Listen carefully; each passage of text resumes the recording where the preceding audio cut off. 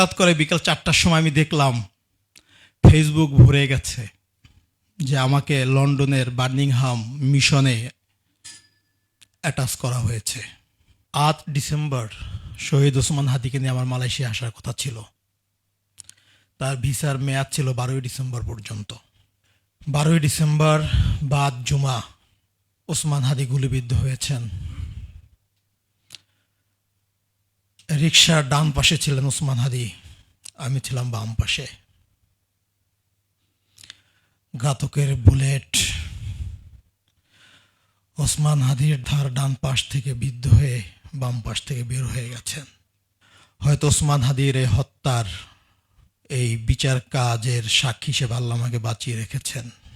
প্রিয় ভাইরা আমার, মাহমুদ স্যার বলছিলেন শুধু নারায়ে তাকবীর স্লোগান দিয়ে হাদির অসমাপ্ত বিপ্লবকে সমাপ্ত করা যাবে না।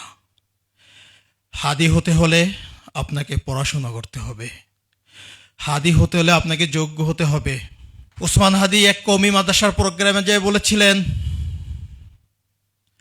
এদেশের 90% মুসলমান, কিন্তু রাষ্ট্র ক্ষমতার তাদের কাছে 9%ও নাই।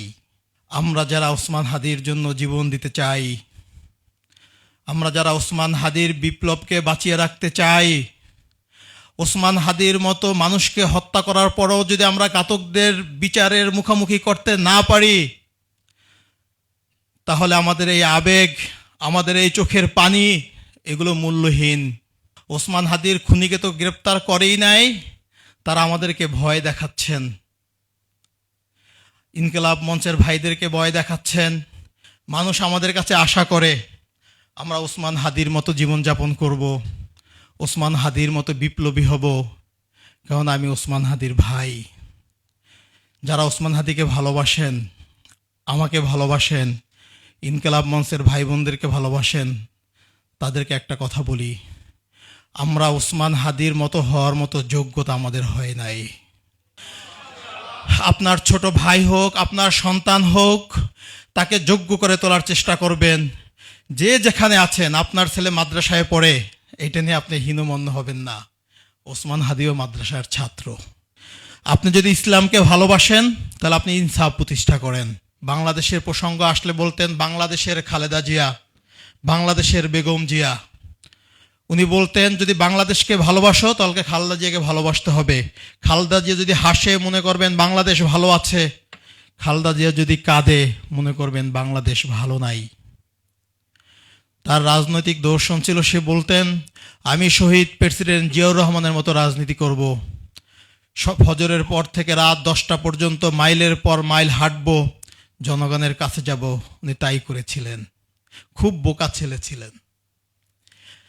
ওসমান হাদিকে গুলি করার 3 দিন আগে কাকরাইলে আমি গাড়ির শোরুমে গিয়েছিলাম। বিজনেসের এগেনস্টে লোন নিয়ে আমি একটা গাড়ি নিতে চেয়েছিলাম ওর জন্য। ও আমাকে ডেকে বললেন, ভাই আপনি যে আমাকে লোন করে গাড়ি করে দিবেন, এটা তো আর গাড়িতে লেখা থাকবে না। মানুষ মনে করবে জুলাই বিক্রি করে আমি গাড়ি কিনেছি। এর চেয়ে বরং আমরা 2টা ভ্যান কিনি, ঢাকা 8 শহরের মধ্যে আসুন, আমরা ভ্যানে করে করে মানুষের কাছে যাব। ইনকিলাব মঞ্চ একটা ভ্যানও কিনেছিল, এখনো আছে, নাম দিয়েছিল শাহবাগ এক্সপ্রেস। আমি গাড়ির শোরুমে গিয়েও ফেরত আসছি, আমি গাড়ি কিনি নাই। বাংলাদেশের নিরাপত্তা সার্বভৌমত্বই তার কাছে মেইন ছিল। যখন নিরাপত্তার কথা বলতাম, বলে যে আপনি আমার নিরাপত্তার জন্য গাড়ি কিনবেন, আমার ইনকিলাব মঞ্চের 200 ভাই বোনদেরকে নিরাপত্তা দিবে, আমি তো 200 ভাই বোনদের জন্য গাড়ি দিতে পারবো না। এদেশের 18 কোটি মানুষের নিরাপত্তা কে দিবে?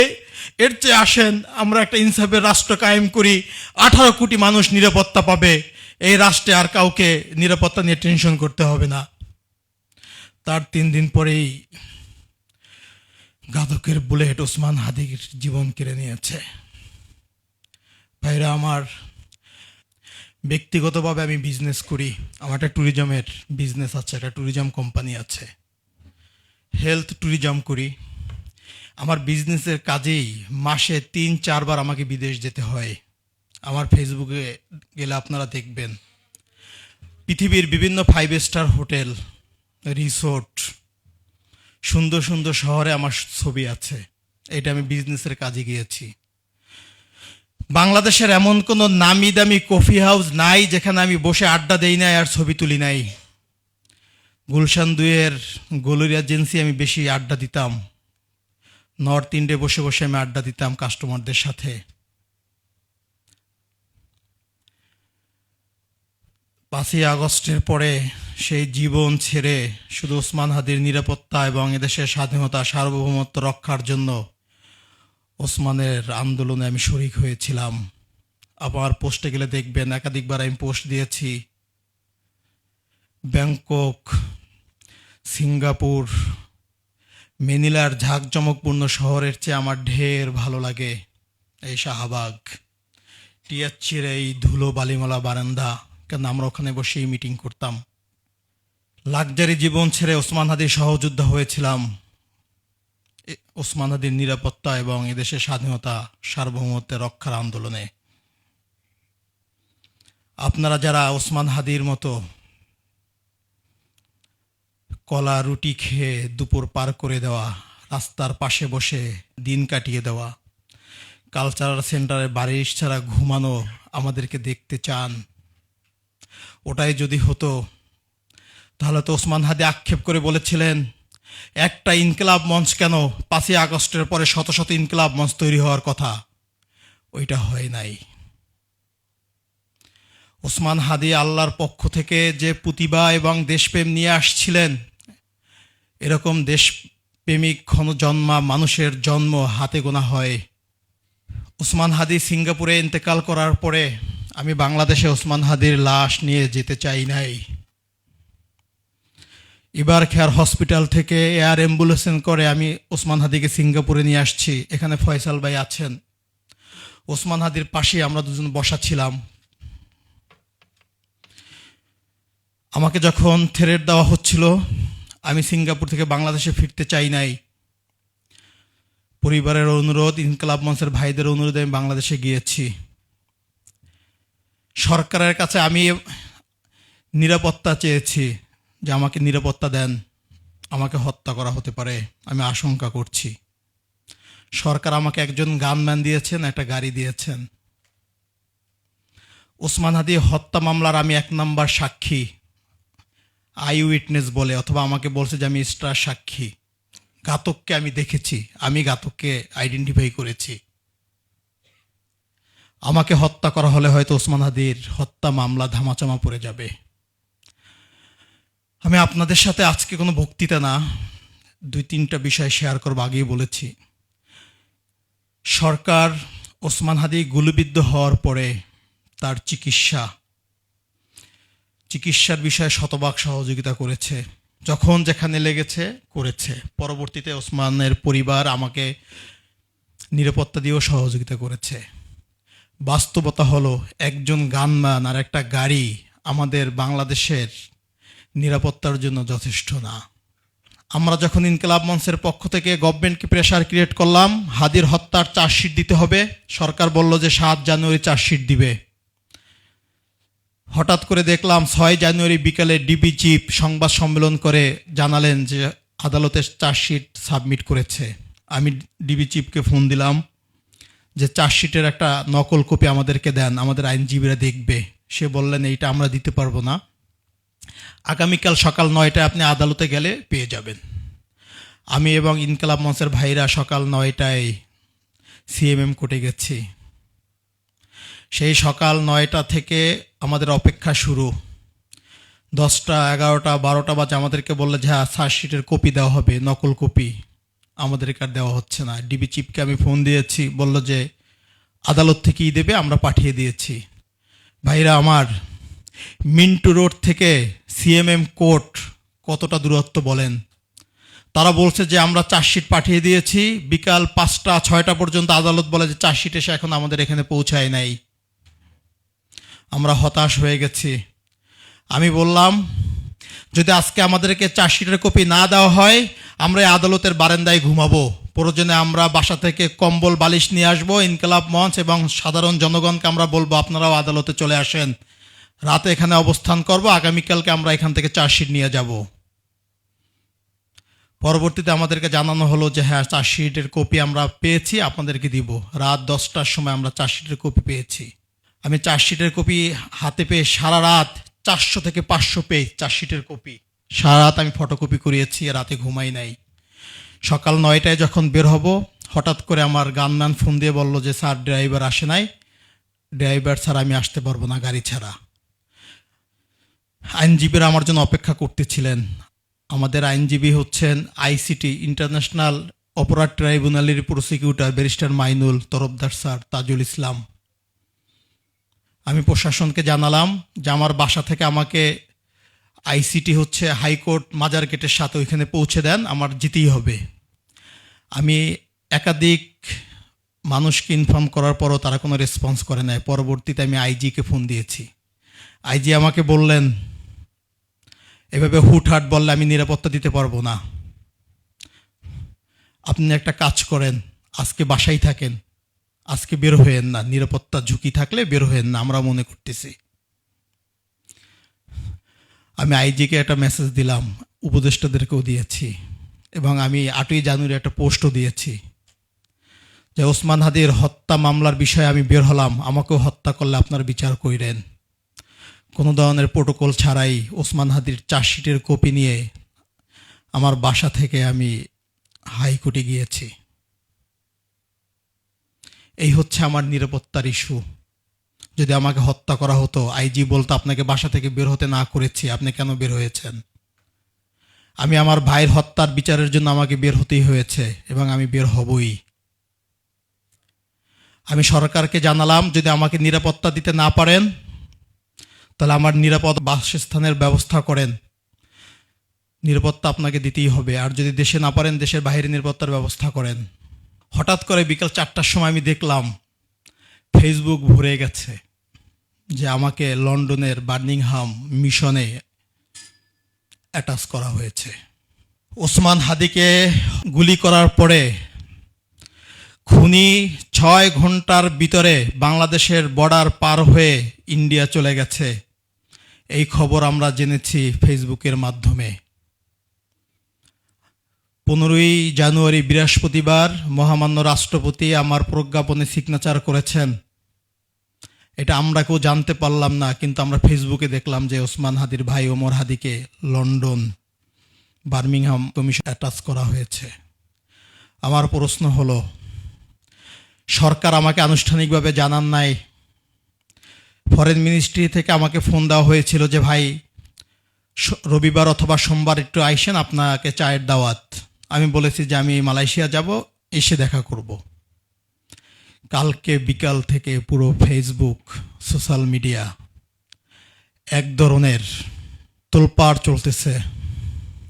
ঠিক ওসমান হাদিকে হত্যার আগে বাংলাদেশ বিরোধী অ্যাক্টিভিস্টরা যেরকম ওসমান হাদিকে হত্যাযোগ্য করার জন্য ওর বিরুদ্ধে ক্যাম্পিং শুরু করেছে, আমি ঠিক তাই দেখতে পাচ্ছি।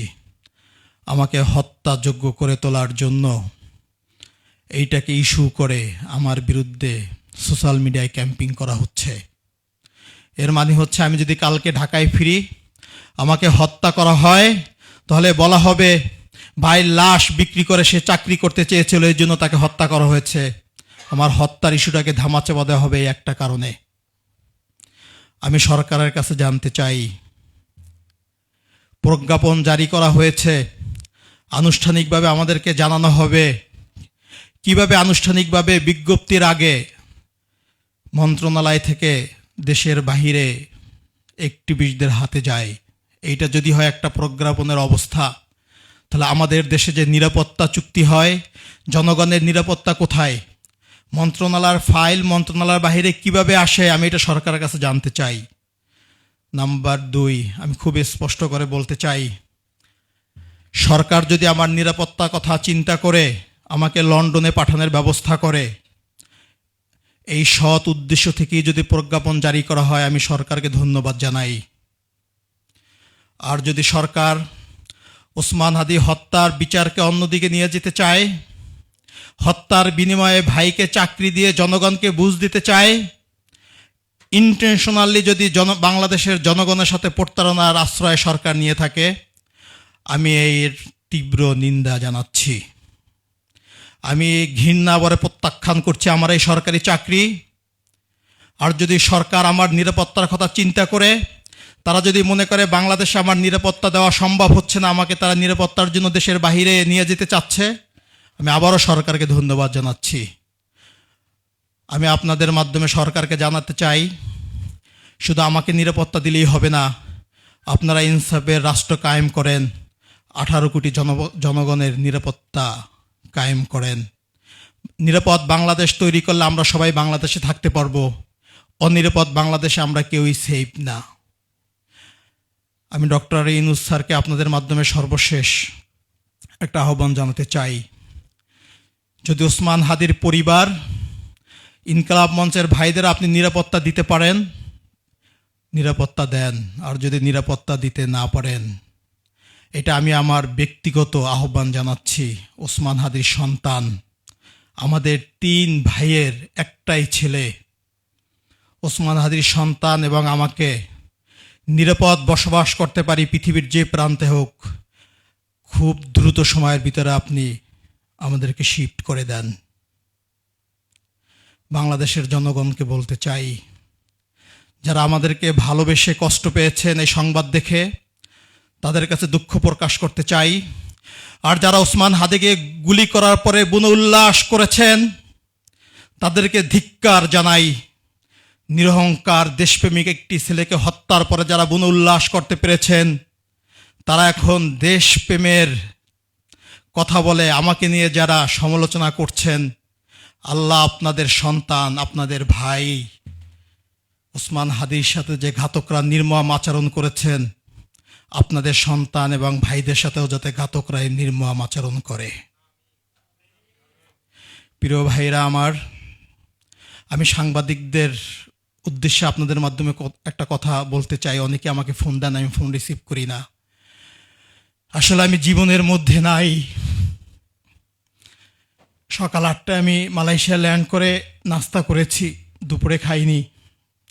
জোবায়ের ভাই আসার সময় গাড়ি থামিয়ে আমার জন্য কফি হাউস থেকে একটা কফি নিয়ে আসছে। আমি এক চুমুক খাওয়ার পরে আমি আর কফি খাইতে পারি নাই। আমার মনে পড়তেছিল ওসমান হাদিকে আমি কোনোদিন গুলিরা চিনছি, একটা কফি খাওয়াইতে পারি নাই। আমি মাঝে মাঝে নর্থ ইন্ডে বসলেও আমার কাছে যাইতো কাজে, যখনই বলতাম যে কফি খেয়ে যা, বলতো যে ভাই এই 500-700 টাকা দিয়ে কফি আপনিই খান, আপনি ব্যবসা করেন, এর চেয়ে বরং আমি বাইরে যেয়ে 5-10 টাকা দিয়ে চা খাই। সে রং চা পছন্দ করত, র কফি পছন্দ করত। ওসমান হাদি গুলিবিদ্ধ হওয়ার পর আমি একদিনের জন্য আর নর্থ ইন্ড গুলুরিয়া জিন্সে বসি নাই। দাবি কোনো খাবার আমি খেতে পারি না। ওসমান হাদির লাশ আমার চোখের সামনে ভেসে ওঠে। আমার মা রাতে ঘুমাতে পারে না, ঘুমের মধ্যে উসমান উসমান করে কান্না করে উঠে। এই পরিস্থিতির মধ্য দিয়ে আমরা যাচ্ছি। যারা আমাদের এই পরিবারের বাস্তবতা না বুঝে নিরাপত্তা চাওয়াকে বা রক্তের বিনিময়ে চাকরি চাওয়া মনে করতেছেন, তাদেরকে ধিক্কার জানাই। ওসমান বলতেন, আমরা শত্রুর সাথেও ইনসাফ করতে চাই। আপনাদের পরিবারে এরকম কঠিন সময় আর কোনোদিন না আসুক। আপনাদের সর্বশেষ আপনাদের কাছে একটাই অনুরোধ রাখবো, ওসমান হাদিকে আপনারা বাঁচিয়ে রাখবেন। ওসমান হাদির সাংস্কৃতিক আন্দোলনের মাধ্যমে, ওসমান হাদির আধিপত্যবাদ আন্দোলনের মাধ্যমে ওসমান হাদিকে আপনারা সফল করবেন, বাংলাদেশের ইনসাফ কায়েমের মাধ্যমে। সর্বশেষ ইনকিলাব মঞ্চ মালয়েশিয়াকে ধন্যবাদ এরকম সুন্দর আয়োজন করার জন্য। আপনারা আমাকে যতবার ডাকবেন, পৃথিবীর পথে প্রান্তে হাদি হত্যার বিচারের দাবিতে আপনারা আমাকে যেখানে ডাকবেন আমি উপস্থিত হব ইনশাআল্লাহ।